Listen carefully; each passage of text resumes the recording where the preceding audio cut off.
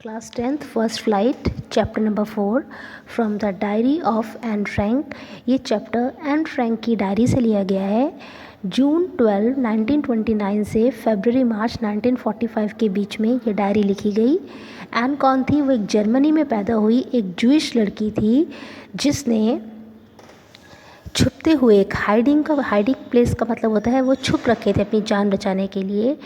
जब हिटलर ने नीदरलैंड पे कब्जा कर लिया, उसको ऑक्यूपाई कर लिया, तब जो जूइश लोग थे उनका प्रोसिक्यूशन किया गया, उन पर बहुत सारे जुल्म किए गए, उनको एक्सप्लॉइट किया गया।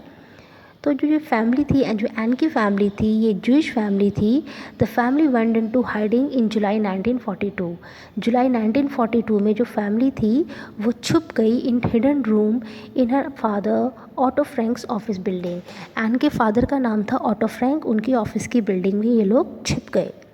After 2 years in hiding, the group was betrayed and transported to the concentration camp system, where Anne died of typhus in Bergen-Belsen within days of her sister Margaret Frank. और 2 साल वो वहाँ पर छुपे रहे। फिर उनको धोखा मिल गया, कोई किसी ने उनकी सूचना दे दी। बिट्रे मतलब होता है धोखा मिल जाना, और उन्हें कंसंट्रेशन कैंप में शिफ्ट कर दिया गया। कंसंट्रेशन कैंप वो जगह होती थी जहाँ पर लोगों को बहुत ज़्यादा जुल्म करके रखा जाता था। ऐसी कंडीशन में रखा जाता था कि लोग वहाँ पर अलग अलग बीमारियों से मर जाते थे। और जो एन थी उसकी डेथ हो जाती है, टाइफस नामक बीमारी से उसकी डेथ हो जाती है। और उसकी सिस्टर होती है मार्गरेट फ्रैंक, उनकी भी डेथ हो जाती है। सिर्फ उनकी फैमिली में जो हर फादर, उनके जो फादर होते हैं auto, the only survivor of the group, वही बचते हैं। और बाद में जो ऑटो फ्रैंक होते हैं वही एन की जो डायरी होती है उसे पब्लिश करवाते हैं under the name the diary of a young girl. एक बुक पब्लिश करवाते हैं जिसका नाम होता है the diary of a young girl. और इसी बुक में से आपका ये chapter from the diary of Anne Frank लिया गया है। The diary was given to Anne Frank on her 13th birthday. ये डायरी एन को उसके 13th बर्थडे पर दी गई थी। And it chronicles the events of a life from June 12, 1942 until it's final entry of अगस्त 1, 1944। इसमें कौन कौन से इवेंट्स हैं इस डायरी के अंदर जो एन ने नोट किए हैं, वो है जून 12, 1942 से लेकर अगस्त 1, 1944 तक के। इसमें उसने इंसिडेंट्स अपनी लाइफ के लिखे हैं। It was eventually translated from its original Dutch. ये कौन सी लैंग्वेज में लिखा गया था? ओरिजिनली डच लैंग्वेज में लिखा गया था। उसके बाद इसको डिफरेंट लैंग्वेजेस में ट्रांसलेट किया गया इस डायरी को, and it became one of the world's most widely read books. और ये दुनिया की सबसे ज़्यादा पढ़ी जाने वाली फेमस बुक बनी। और बहुत सारी films, television, theatrical productions, opera इस डायरी पर बेस्ड हैं। Described as a work of a mature and insightful mind, the diary provides an intimate examination of daily life under Nazi occupation. ये diary हमें एक intimate examination of the daily life under Nazi occupation means जो Hitler का राज था उसके occupation में जो लोगों पे क्या क्या जुल्म किए जाते थे, किस तरह से एक गर्ल थी, एक यंग गर्ल थी, उसने प्रॉब्लम्स को फेस किया, उसका पूरा एक डिस्क्रिप्शन इस डायरी में दिया गया है। And Anne Frank has become one of the most renowned and discussed of the Holocaust victim. और जो एन फ्रैंक थी उसे सबसे ज़्यादा डिस्कस किया जाता है और वो सबसे ज़्यादा फेमस विक्टिम थी हॉलोकॉस्ट की। हॉलोकॉस्ट मीन्स जो फ्रैंक हॉलोकॉस्ट था, जो लोगों के ऊपर बहुत ज़्यादा एक्सप्लॉयटेशन किया गया था, लोगों को कैद करके रखा गया था, लोगों को मार दिया गया था। तो ये एक इंट्रोडक्शन है इस डायरी का। डायरी क्या होती है? डायरी आप सब जानते हैं जिसमें हम अपने पर्सनल लाइफ के, अपनी लाइफ के पर्सनल एक्सपीरियंसेस को लिखते हैं, शेयर करते हैं। अब हम लेसन स्टार्ट करते हैं। Writing in a diary is a really strange experience for someone like me. Diary लिखना मेरे जैसे किसी भी व्यक्ति के लिए बहुत ज़्यादा स्ट्रेंज एक्सपीरियंस था। ये बात कौन बोल रही है? एन बोल रही है। Not only because I have never written anything before but also because it seems to me that later on neither I nor anyone else will be interested in the musings of a 13-year-old girl। इसलिए नहीं कि मैंने पहले कभी कुछ नहीं लिखा, but मुझे ऐसा लगता है कि बाद में ना तो मैं खुद और ना ही कोई और 13 साल की लड़की के म्यूजिंग्स, क्या उसकी थॉट्स हैं, क्या उसके विचार हैं, इसको कोई भी जानने में इंटरेस्टेड नहीं होगा। Oh well it doesn't matter, कोई बात नहीं, नहीं होगा तो नहीं होगा, but it does not matter, I feel like writing, मेरा मन कर रहा है लिखने का, and I have an even greater need to get all kinds of things off my chest. बहुत सारे मेरे मन में बातें हैं जिसे मैं अपने, कहते हैं जिस तरह से अपने मन से मैं उन्हें उतार देना चाहती हूँ। So I have so many things जो कि मुझे अपने दिल से बाहर निकालनी है, तो उसको लिखने का सबसे अच्छा तरीका है डायरी लिखना। सो इसलिए मैं डायरी लिखना चाहती हूँ। I feel like writing diary. Paper has more patience than people. जो कागज़ होता है उसमें लोगों से ज़्यादा पेशेंस होती है, ज़्यादा धीरज होता है, क्योंकि जो लोग होते हैं वो हमारी बात को एक लिमिटेड टाइम तक सुन सकते हैं, उनकी अपनी अपनी पेशेंस होती है। लेकिन जो कागज़ है, जो पेपर है, उस पर आप जितने मर्जी विचार लिख लीजिए, वो कभी नाराज़ नहीं होगा। इसलिए लाइन लिख रखी है एन ने, paper has more patience than people. ये इस चैप्टर की बहुत अच्छी इंपॉर्टेंट लाइन है। आपसे डिस्क्राइब करने को पूछा जा सकता है कि पेपर में ज़्यादा पेशेंस कैसे होती है लोगों से, तो आप लिख सकते हैं कि जो पेपर होता है वो रिप्लाई नहीं करता है, वो आप जितनी भी फीलिंग्स उसके साथ शेयर करो वो आपकी फीलिंग शेयर कर लेगा, अपनी पेशेंस नहीं खोता है। I thought of this saying on one of those days when I was feeling a little depressed and I was sitting at home with my chin in my hands. ये बात मैंने कब बोली, जब मैं बहुत थोड़ा डिप्रेस फील कर रही थी और मैं घर पर बैठी हुई थी, sitting with my chin in my hands. अपने चिन क्या होती है, अपनी जो ठोडी होती है उसको मैं अपने हाथों में पकड़ के बैठी हुई थी, यानी कि मैं कुछ सोच रही थी। I was feeling board and listless. कैसा फील हो रहा था, बहुत बोरिंग फील कर रही थी। और लिस्टलेस का मतलब फील होता है जब बिल्कुल हम एनर्जी नहीं होती है, बहुत ज़्यादा हम इनएक्टिव होते हैं, वीक फील कर रहे होते हैं। Wondering whether to stay in or go out. मैं सोच रही थी कि मैं अंदर रहूं या बाहर जाऊं। I finally stayed where I was. लेकिन फिर जहाँ मैं थी मैं वहीं रुक गई। ब्रूडिंग का मतलब होता है सोचना, think over. Yes, paper does have more patience, and since I am not planning to let anyone else read this stiff back notebook, grandly referred to as a diary, unless I should ever find a real friend, it probably won't make a bit of difference. जो कागज़ होता है उसमें ज़्यादा patience होती है, and I am not planning to let anyone else, और मैं प्लान कर रही हूँ कि मैं किसी और को ये पढ़ने नहीं दूंगी। दिस स्टिफ बैक नोटबुक किसके लिए बोला गया है, स्टिफ बैक नोटबुक उसकी डायरी के लिए बोला गया है। आपसे पूछ सकते हैं ये स्टिफ ब्लैक नोटबुक किसके लिए बोला गया है, उसकी डायरी के लिए बोला गया है, जिसे डायरी बोलते हैं। Unless I should ever find a real friend, जब तक मुझे कोई सच्चा दोस्त नहीं मिलता। It probably won't make a difference, इससे कोई फ़र्क नहीं पड़ेगा। Now I am back to the point that prompted me to keep a diary in the first place. I don't have a friend. अब मैं वापस उसी पॉइंट पे आ जाती हूँ कि किस चीज़ ने मुझे डायरी लिखने के लिए प्रॉम्प्ट किया। प्रॉम्प्ट का मतलब होता है किस चीज़ ने मुझे प्रेरित किया कि मैं डायरी लिखूं। तो उसका पहला रीज़न हो जाएगा आई डोंट हैव अ फ्रेंड, क्योंकि जो एन थी उसका कोई दोस्त नहीं था। तो उसका कोई दोस्त नहीं था जिसके साथ वो अपनी फीलिंग्स शेयर कर सके, इसीलिए वो डायरी लिखने लगी। Let me put it more clearly, since no one will believe that a 13-year-old girl is completely alone in the world. कोई विश्वास नहीं करेगा कि 13 साल की लड़की इस दुनिया में अकेली है। एंड आई एम नॉट, और मैं भी अकेली नहीं हूँ। I have loving parents and a 16-year-old sister. मेरे भी बड़े प्यार करने वाले माता पिता हैं और एक 16 साल की मेरी बहन है। And there are about 30 people I can call friends, और ऐसे 30 लोग हैं जिन्हें मैं दोस्त कह सकती हूँ। I have a family, loving aunts and a good home. मेरा परिवार है, प्यार करने वाली आंटीज़ हैं और बड़ा ही अच्छा मेरा घर है। No, on the surface I seem to have everything. ऊपर से देखने में तो लगता है कि मेरे पास सब कुछ है, except my one true friend, एक सच्चे दोस्त के अलावा। All I think about when I am with my friends is having a good time. और जब भी मैं अपने दोस्तों के साथ होती हूँ तो मैं चाहती हूँ कि मैं अच्छा समय बिताऊँ। I can't bring myself to talk about anything but ordinary everyday things. और मैं किसी और चीज़ के बारे में बात नहीं करती बट जो साधारण, जो रोज़मर्रा की ज़िंदगी की ऑर्डिनरी चीज़ें होती हैं हम उसी पे बात करते हैं। हम भी जब अपने दोस्तों से बात करते हैं तो जो बड़ी कॉमन चीज़ें होती हैं, ऑर्डिनरी बातें होती हैं एवरीडे लाइफ की, हम उसके बारे में बात करते हैं। We don't seem to be able to get any closer and that is a problem। और उससे ज़्यादा हम क्लोज़ नहीं होते, हम अपनी कोई बात शेयर नहीं करते, और यही मेरी प्रॉब्लम है। यानी कि हम अपने दोस्तों से भी सिर्फ ऑर्डिनरी बातें ही शेयर करते हैं, कोई इंपॉर्टेंट बात हम उसमें शेयर नहीं करते। Maybe it is my fault and we don't confide in each other. शायद ये मेरी गलती है और हम अपनी बात किसी को, कन्फाइड का मतलब होता है अपने मन की बात किसी को कहना, और मैं अपने मन की बात किसी को नहीं कह सकती, एक दूसरे से हम अपने मन की बात नहीं कर सकते। Confide in each other. In any case, that's just how things are and unfortunately they are not liable to change। और इसी तरह की चीज़ें इसी तरह चलती आ रही हैं और बड़े ही दुर्भाग्यवश वो बदलेंगी नहीं।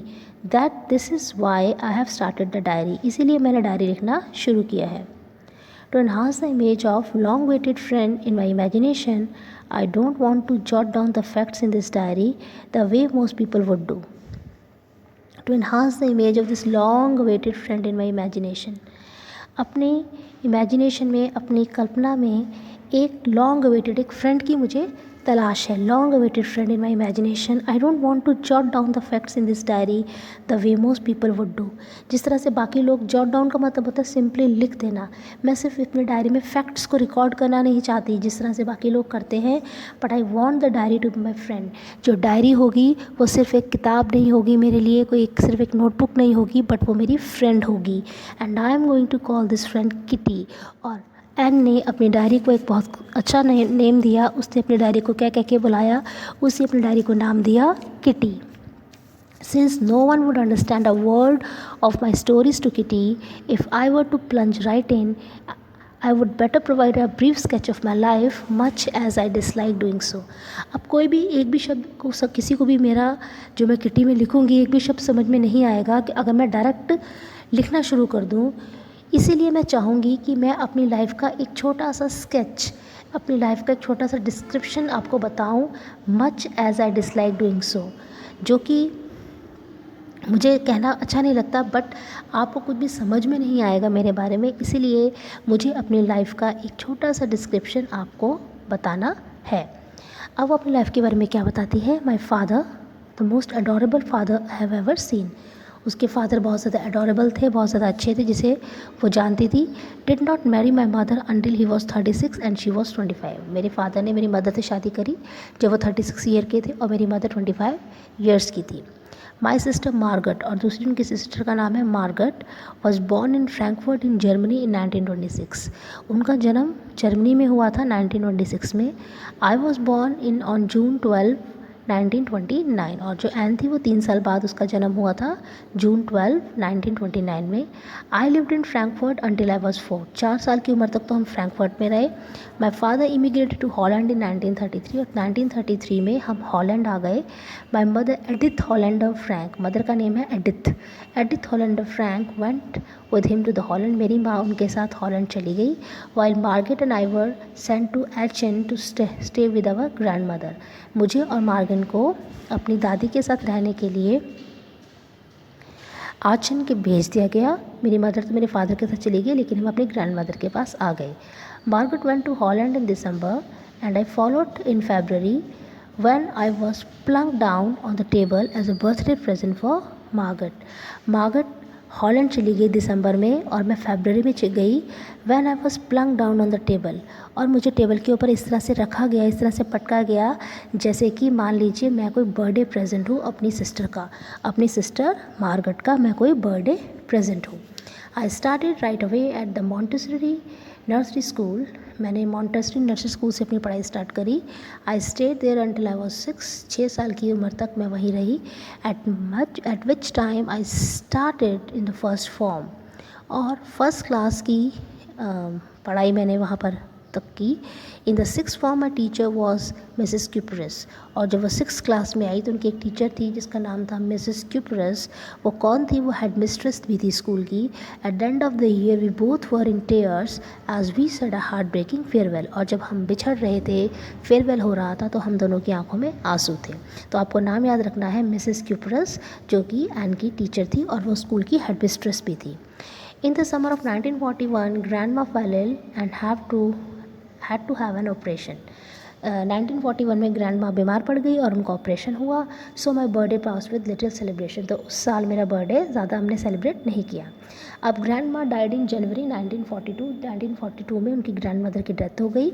No one knows how often I think of her and still love her. कोई नहीं जानता कि मैं कितनी बार उनके बारे में सोचती हूँ और अब भी मैं उन्हें बहुत प्यार करती हूँ अपनी ग्रैंड मदर से. This birthday celebration in 1942 was intended to make up for the other. अब 1942 का जो बर्थडे सेलिब्रेशन था उसमें मुझे दूसरे वाले बर्थडे की जो मैं नहीं सेलिब्रेट कर सकी थी उसकी भी कमी पूरी करनी थी, उसको भी मेकअप करना था मुझे. And grandma's candle was lit along with the rest. और उस बर्थडे पे मैंने अपनी कैंडल्स के साथ साथ एक ग्रैंड माँ के नाम की कैंडल भी जलाई. तो आपसे शॉर्ट में क्वेश्चन आ सकता है एन और ग्रैंड माँ के रिलेशन के बारे में. तो आप लिख सकते हैं she loved her grandma very much. वो अपनी ग्रैंड माँ से बहुत प्यार करती थी. And she also lit a candle along with the rest. उसने अपनी ग्रैंड माँ के नाम की कैंडल भी जलाई. The 4 of us are still doing well. That 4 of us कौन है यहाँ पर? एन, उसकी मदर एडिथ, उनके फादर ऑटो फ्रैंक और उनकी sister Margaret. The 4 of us are still doing well. अब हम सब कुछ ठीक चल रहा था. And brings me to the present date of 20 June 1942 and the solemn dedication of my diary. और मैं आज की तारीख 20 जून 1942 पर आती हूँ और अपनी डायरी के प्रति अपना डेडिकेशन आपको मैं एक्सप्रेस करती हूँ. अब डायरी में उसने क्या लिखा? Dearest kitty. अब इस डायरी में उसने अपनी क्लासरूम का एक सीन डिस्क्राइब किया है.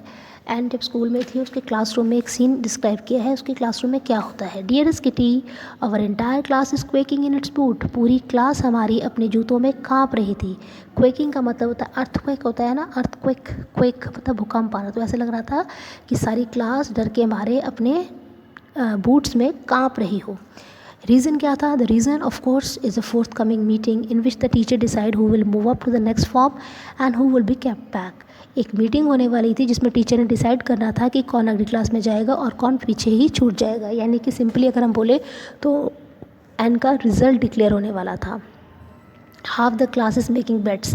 सारी क्लास शर्त लगा रही थी कि तू पास होगा या तो फेल होगा. बेट का मतलब होता है शर्त लगाना. G and I laugh ourself silly for at the 2 boys behind us, C N and Jacques, who have stake their entire holiday saving on their bet. G and और आई, किसी का नाम है ये एन के friend का. जी and और आई हम हंस रहे थे उन 2 लड़कों के ऊपर जो हमारे पीछे बैठे थे. उनका नाम था सी एन एंड जैकस. उन्होंने क्या करा था? अपनी जितनी भी हॉलीडेज़ में सेविंग करी थी, पैसे बचाए थे, वो सब शर्त में लगा दिए थे. From morning to night it's you are going to pass, no I am not, yes you are. सुबह से शाम तक एक ही बात करते थे बच्चे.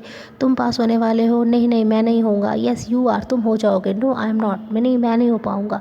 इस तरह से तू पास होगा या फेल होगा की क्लास में शर्तें लग रही थी. They had bets. Even G N pleading glances and my angry outburst can't calm them down. अब जो जी एन थी वो उनके आगे प्लीड कर रही थी, हाथ जोड़ रही थी, उनकी तरफ देख रही थी. ग्लांसेस का मतलब होता है लुक देना कि प्लीज़ तुम चुप हो जाओ. और मैं उनकी तरफ गुस्से से देख रही थी कि तुम ये सब शर्त मत लगाओ, एंग्री आउटबर्स्ट. लेकिन वो शांत नहीं हो रहे थे. Can't calm them down. If you ask me, there are so many dummies that about a quarter of the class should be kept back. अगर तुम मुझसे पूछो तो बहुत सारी there are so many dummies that about a quarter of the class should be kept back.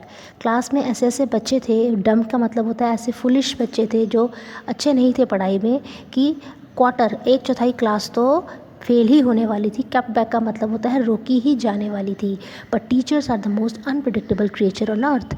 और एक line बोलती है एंड अपने टीचर्स के लिए कि लेकिन जो टीचर्स होते हैं वो बहुत ज़्यादा अनप्रिडिक्टेबल होते हैं. प्रिडिक्ट नहीं कर सकते हम टीचर्स क्या कहने वाले हैं, क्या करने वाले हैं. I am not so worried about my girlfriends and myself, we will make it. मुझे अपनी ना अपनी चिंता थी ना अपनी सहेलियों की चिंता थी. मुझे पता था वी विल मेक इट, हम तो पास हो ही जाएंगे. The only subject I am not sure about is maths. सिर्फ एक सब्जेक्ट जिसमें मैं श्योर नहीं थी वो था मैथमेटिक्स, मैथ्स, कि पता नहीं मैं उसमें पास होंगी या नहीं.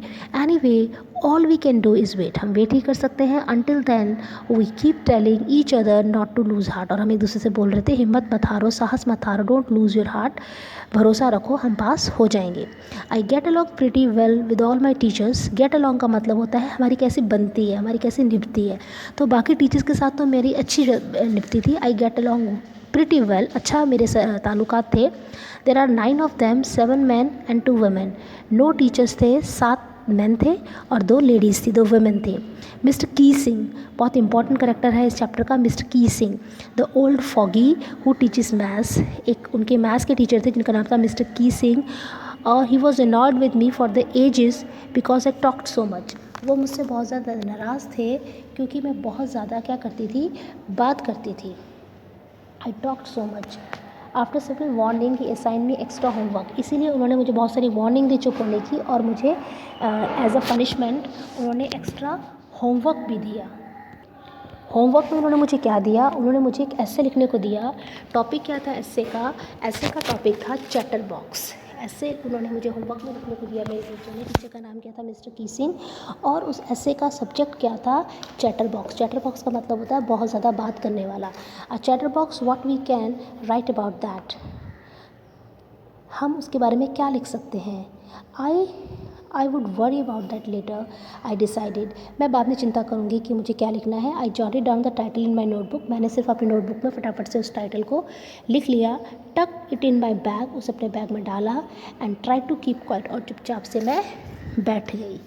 At that evening, after I had finished the rest of my homework, the note about the essay caught my eye. अब उस शाम मैंने सारा होमवर्क कंप्लीट कर लिया तो मेरी नज़र उस एस्से पे पड़ी, उस नोट पे पड़ी कि मुझे आज ये एस्से लिखना है। टॉपिक क्या था, chatterbox. I begin thinking about the subject while chewing the tip of my fountain pen.